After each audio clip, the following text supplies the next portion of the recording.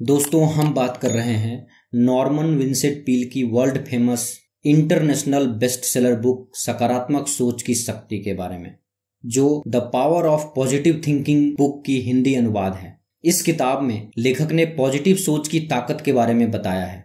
उन्होंने बताया है कि किस तरह हम अपनी पॉजिटिव सोच के द्वारा अपने सेल्फ कॉन्फिडेंस को बढ़ा सकते हैं, कैसे अपनी जिंदगी की समस्याओं को सुलझा सकते हैं और कैसे पॉजिटिव थिंकिंग की मदद से मनचाही सफलता और खुशियां हासिल कर अपनी जिंदगी बदल सकते हैं। दोस्तों, ये वीडियो का 3rd पार्ट है। अगर अभी तक आपने इस वीडियो के बाकी पार्ट्स नहीं देखा है तो लिंक नीचे डिस्क्रिप्शन में डाल दिया हूं।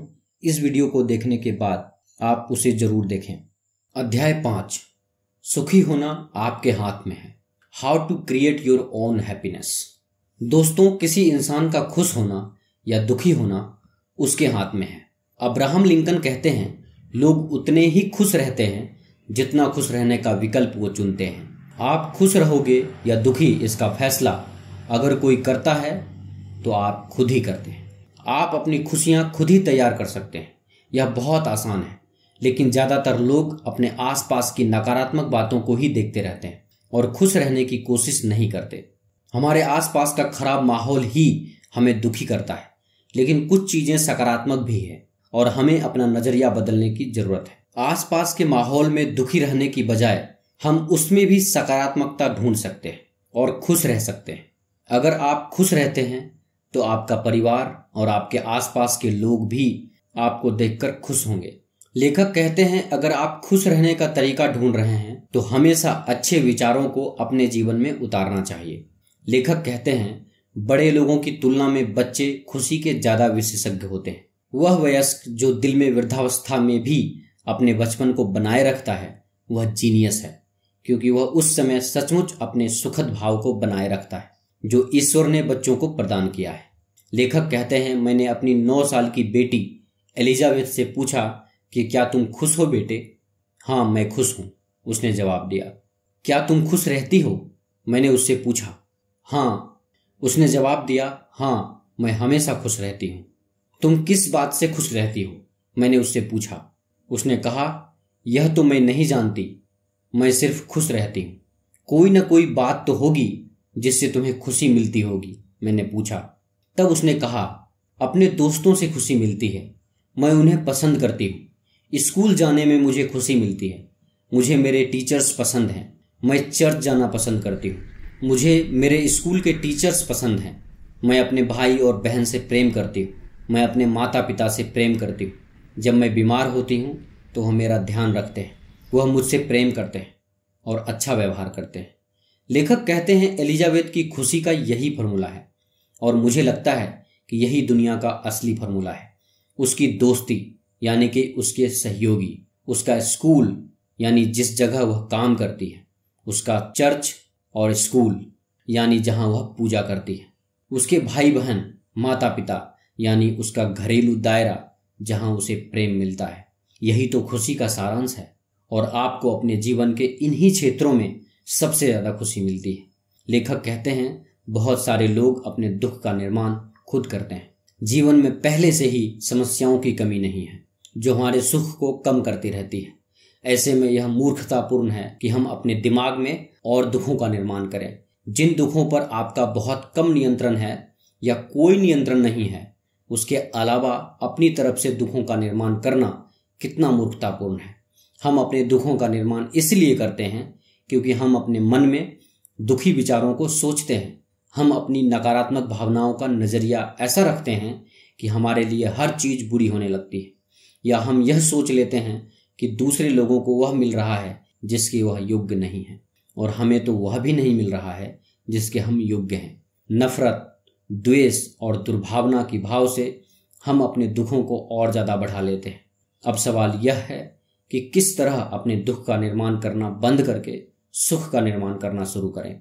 आप सुख के मनोविज्ञान के सहारे अपने दिन को शुरू कर सकते हैं और ऐसा करके आप अपने दिन के नजरिए को परिवर्तित कर सकते हैं। कपड़े पहनते समय, दाढ़ी बनाते समय, नाश्ता करते समय खुद से इस बात को जोर देकर कहें कि मुझे विश्वास है कि आज का दिन बहुत बढ़िया गुजरेगा। मुझे विश्वास है कि मैं आज अपने सामने आने वाली हर समस्याओं को सफलता से सुलझा लूंगा। मैं शारीरिक, भावनात्मक और मानसिक रूप से अच्छा अनुभव कर रहा हूँ।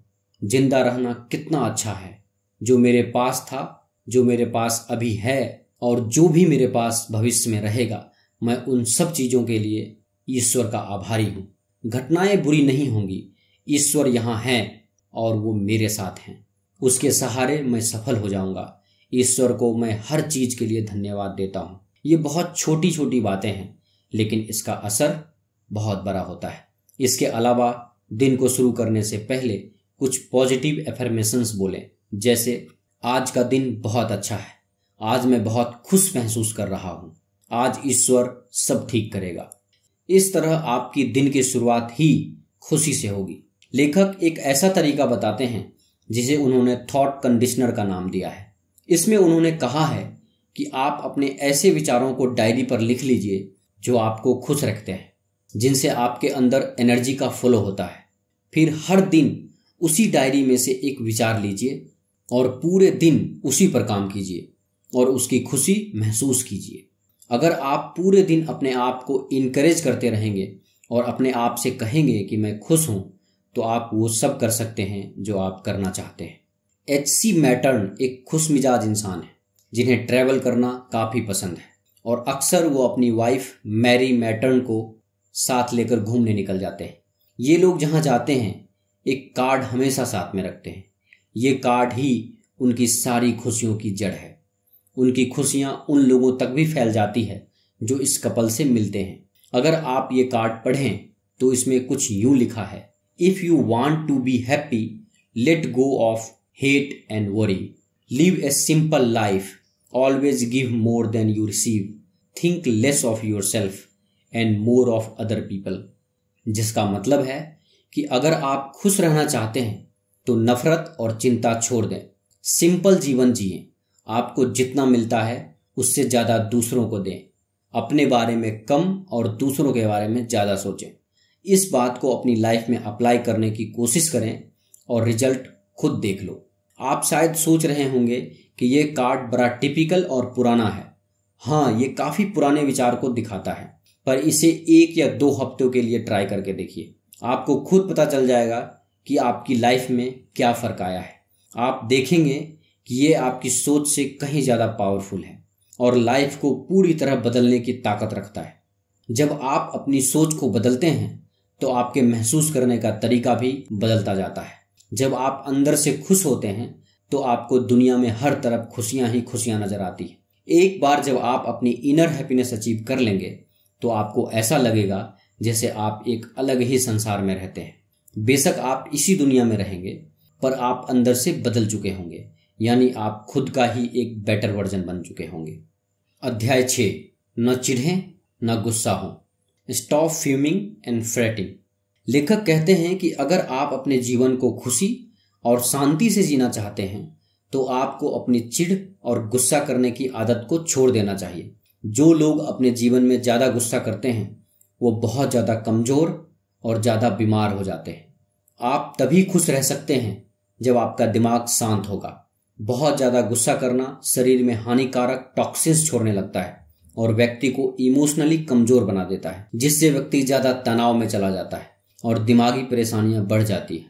राइटर लिखते हैं कि बेशक आप अपने जीवन में ज़्यादा बिजी हों, लेकिन 24 घंटे में से 10 से 15 मिनट अपने लिए निकालकर आपको शांति महसूस करनी चाहिए। आप दिन में एक बार भी ऐसा करते हैं तो अपने अंदर यकीनन बहुत ज़्यादा शांति का एहसास करेंगे। क्या आप जानते हैं जब आप गुस्से में होते हैं उस वक्त सबसे कमज़ोर होते हैं आप। ज़्यादा एनर्जी हासिल करने के लिए जो स्टेप्स हमने ऊपर के चैप्टर में डिस्कस किए थे, अगर आप उन्हें फॉलो करते हैं तो शायद आप ये भी जानना चाहेंगे कि हम इतनी जल्दी अपनी एनर्जी कैसे खो देते हैं। सबसे पहले तो स्पीड से भागती लाइफ को थोड़ा लगाम दें। शायद आपको एहसास नहीं होगा, पर आज की मॉडर्न लाइफ में हम जी नहीं रहे हैं बल्कि पागलों की तरह भाग रहे हैं। अब एग्जाम्पल के लिए अपनी लाइफ स्टाइल पर एक नज़र डालिए।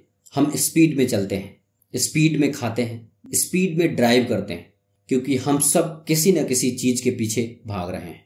हम सब लाइफ में कुछ न कुछ अचीव करने की होड़ में लगे हुए हैं। आज की ये भागती जिंदगी कई लोगों का जीवन बर्बाद कर रही है। लोग अपने दिमाग और हौसले को नुकसान पहुंचा रहे हैं। तेजी से दौड़ती ये जिंदगी बेहद जहरीली बनती जा रही है और हमें कई तरह की बीमारियां हो रही हैं, जैसे स्ट्रेस, गुस्सा और मानसिक अशांति। इसका एक ही हल है कि हम जरा स्पीड को काबू में रखें और दिमाग में उठते इस शोर शराबे को शांत करने की कोशिश करें कि हम एक नेचुरल और नॉर्मल लाइफ जिएं। लाइफ में सबसे जरूरी है हमारी मेंटल और स्पिरिचुअल हेल्थ, और कोशिश करें कि हम कम से कम गुस्सा करें। लेखक कई तकनीक बताते हैं जिसके लगातार अभ्यास से आपके अंदर गुस्से और चिड़चिड़ापन की आदत कम होती जाएगी। पहला, एक कुर्सी पर रिलैक्स होकर बैठ जाएं और पूरी बॉडी को रिलैक्स रखें। लंबी गहरी सांस लें, पूरी तरह से बॉडी और माइंड को शांत करें। इतना शांत रहें जैसे कोई शांत गहरी झील हो।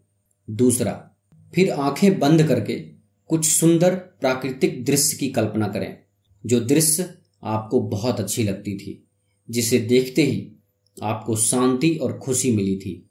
उस लम्हे को याद करें और फिर से अनुभव करें, जैसे सेबों का बगीचा, साफ पानी की कोई बीच, उगता हुआ सूरज, फूलों पर तितलियां, भागते हुए हिरन आदि। तीसरा, उन सारे घटनाओं की सूची बनाएं जहां आपकी मदद ईश्वर ने किया था।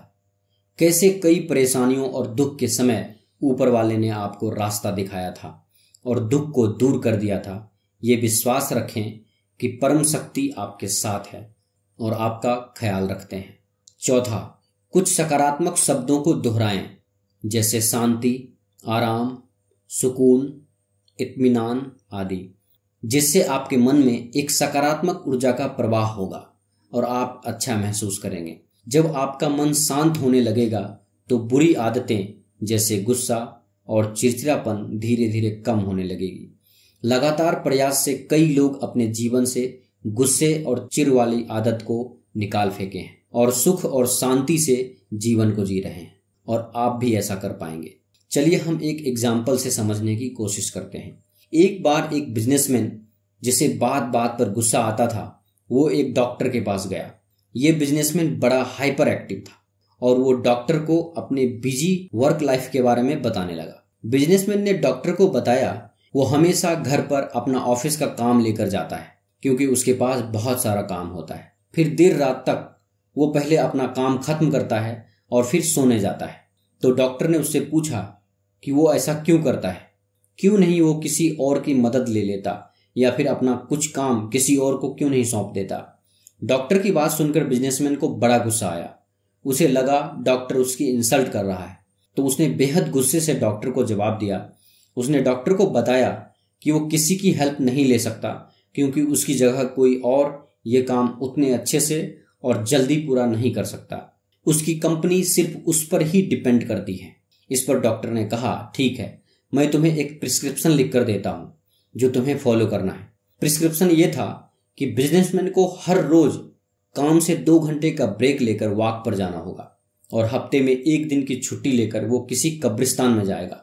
बिजनेसमैन कब्रिस्तान जाने की बात सुनकर चौंक गया। तो डॉक्टर ने समझाया कि बिजनेसमैन को जाकर उन लोगों की कब्र देखनी चाहिए जो अब इस दुनिया में नहीं है, और इस बात पर गौर करना चाहिए कि कभी इन लोगों को भी यही गलतफहमी थी कि उनके बगैर कोई काम हो ही नहीं सकता।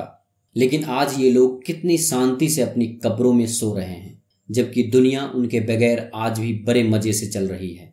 यानी बिजनेसमैन को ये बात समझनी होगी कि कभी जो लोग बड़े इंपॉर्टेंट हुआ करते थे आज इस दुनिया में नहीं है, पर उनके बिना किसी का कोई काम नहीं रुका। हम चाहे रहे या न रहे, पर दुनिया का कोई काम कभी नहीं रुकता, और ये एक कड़वी सच्चाई है। बिजनेसमैन समझ गया कि डॉक्टर उसे क्या समझाना चाहता है। उसने तय कर लिया कि वो अब एक रिलैक्स माइंड के साथ लाइफ जिएगा। वो खुद समझ चुका था कि खुद को कैसे ज्यादा अप्रिशिएट करना है, और बस यहीं से उसका गुस्सा कम होता चला गया। वो आज पहले से ज्यादा सुकून और शांति से जी रहा है और उसका काम भी पहले से बढ़िया चल रहा है। हमें लगता है कि हम भागदौड़ करके काफी कुछ अचीव कर लेंगे, पर ऐसा नहीं है। ये भागदौड़ हमारी सेहत और मन की शांति दोनों छीन रही है। हमारे अंदर सब्र की कमी है और हमें बात बात पर गुस्सा आता है। क्योंकि हमारा एनर्जी लेवल 0 है। दरअसल आज की तेज रफ्तार वाली जिंदगी में कंपटीशन बहुत बढ़ गया है और लोग एक दूसरे से आगे बढ़ने की होड़ में लगे हुए हैं। आज के इंसान में पैसों और चीज़ों को लेकर काफ़ी लगाव है और यही वजह है कि लोग अंदर से दुखी और परेशान हैं। हम अपनी सारी परेशानियों से तुरंत छुटकारा तो नहीं पा सकते, पर हाँ, इस तेज रफ्तार वाली जिंदगी को लगाम देकर सुकून और सेहत भरी जिंदगी जीने की कोशिश कर सकते हैं, क्योंकि एक शांत और खुशहाल जिंदगी का यही सीक्रेट है। दोस्तों, ये वीडियो का 3rd पार्ट है। अगर अभी तक आपने इस वीडियो के बाकी पार्ट्स नहीं देखा है तो लिंक नीचे डिस्क्रिप्शन में डाल दिया हूं। इस वीडियो को देखने के बाद आप उसे जरूर देखें। तो दोस्तों, इस वीडियो को लाइक और अपने दोस्तों के साथ शेयर करें और हमारे YouTube चैनल बुक्स प्ले को सब्सक्राइब करें। धन्यवाद।